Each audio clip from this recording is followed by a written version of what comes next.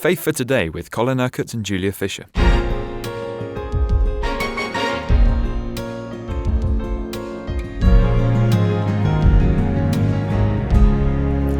We're looking at this chapter 11 in Hebrews, such an inspiring chapter, Colin. Obviously, it's all about faith and people of faith, and we're talking about Abraham now.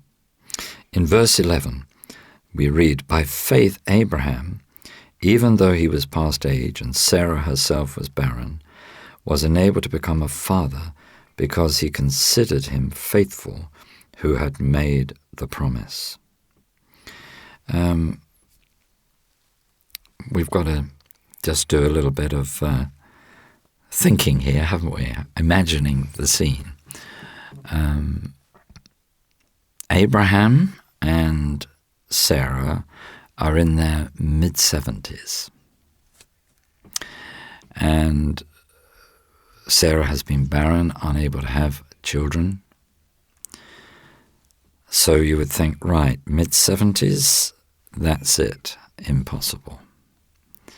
And even Abraham would be pushing it to be the father of a child at that age. So, okay, unlikely. But God says you're going to have a son.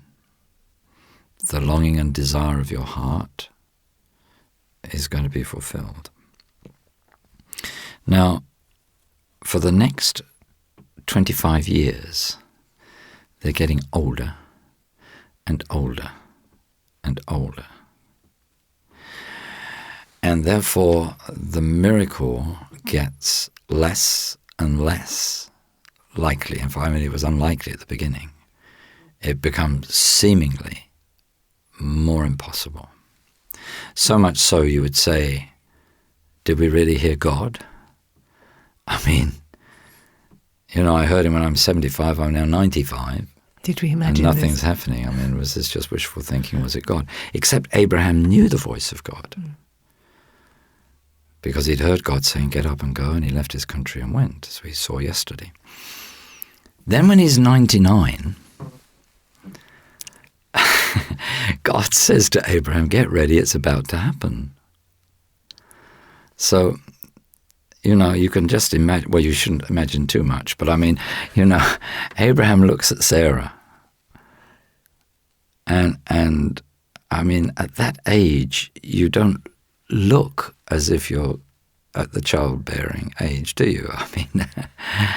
And he's got to think, yes, well, but God has spoken. So what happens?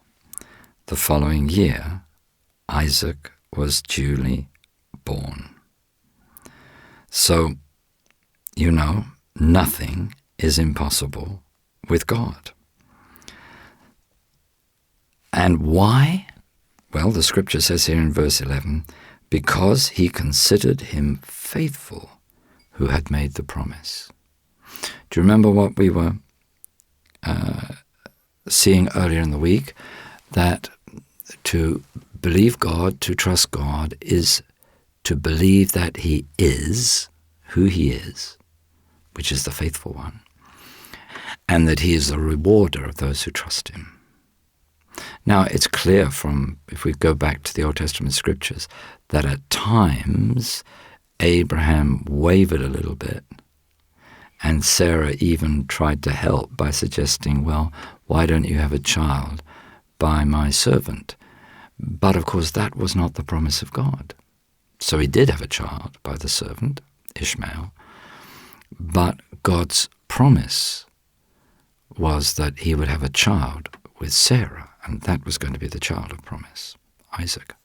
So you see, even though he tried to help God out, God didn't need his help, because God knew what he would do, that he would be faithful to what he had said. It does beg the question, why does God leave it so late so many times?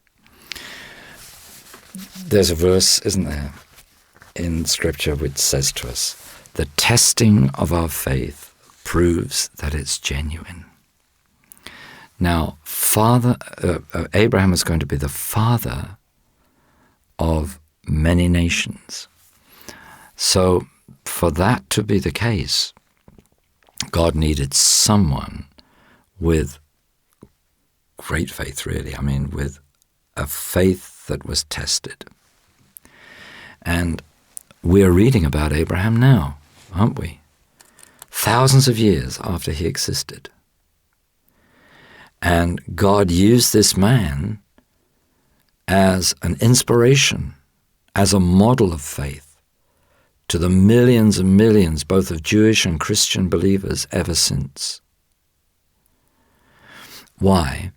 Because we see from his example that he persevered in faith despite the circumstances being almost ridiculously against what God had promised.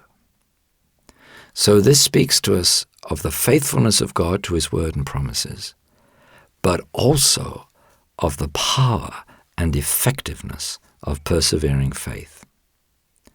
So, God took Abraham through this so that we could talk about him today, so that we could see that really nothing is impossible for God. He can transcend the creation that he brought into being and the natural order of things, because God is supernatural. He is above the natural. So, we need to thank God for Abraham and for his perseverance in faith. And so we read in verse 12, and so from this one man, and he as good as dead, I mean, when you're pushing 100, from him came descendants as numerous as the stars in the sky and as countless as the sand on the seashore. How did that happen? Just through Abraham having the son that God had promised.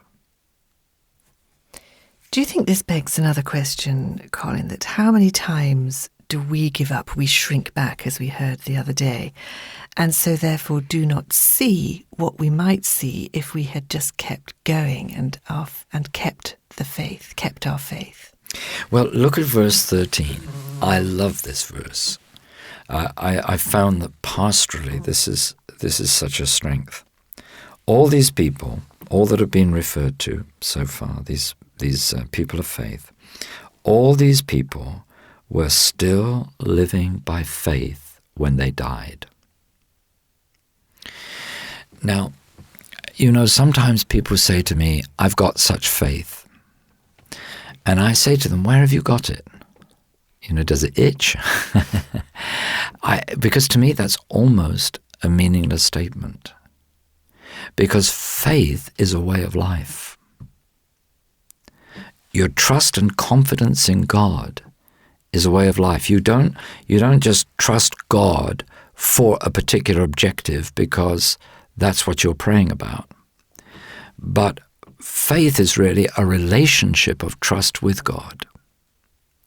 And where that relationship exists, as with Abraham, yes, you might make mistakes along the way, but nevertheless, because it is your way of life, God always brings you back to the point of faith.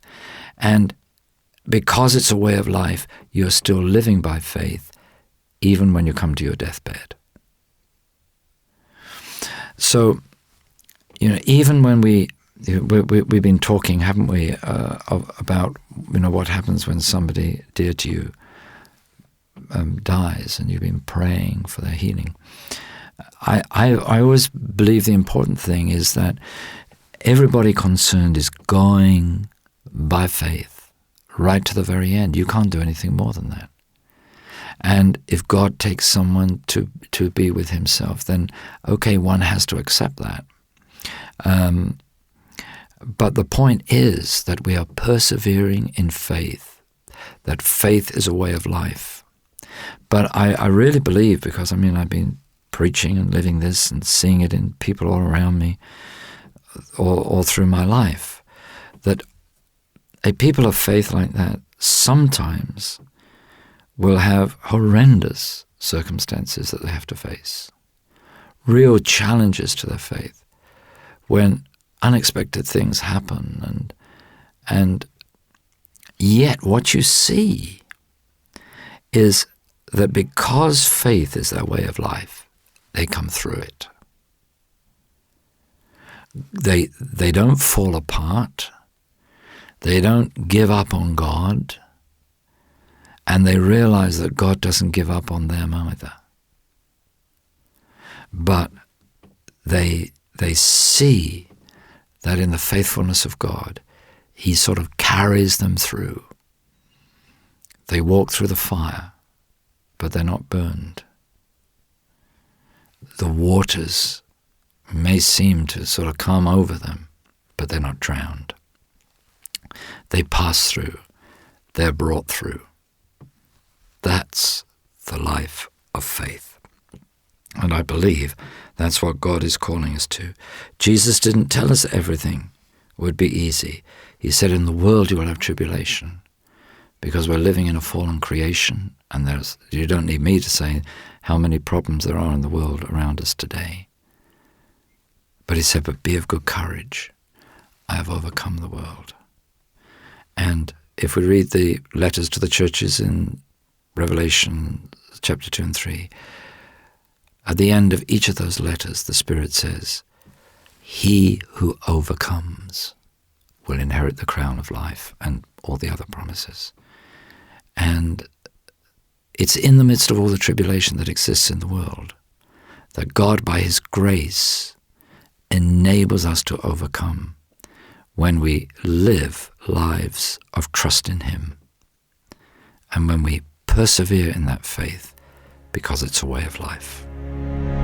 You've been listening to Faith for Today, presented by Julia Fisher. This program is sponsored by Kingdom Faith. For further information, visit our website, kingdomfaith.com.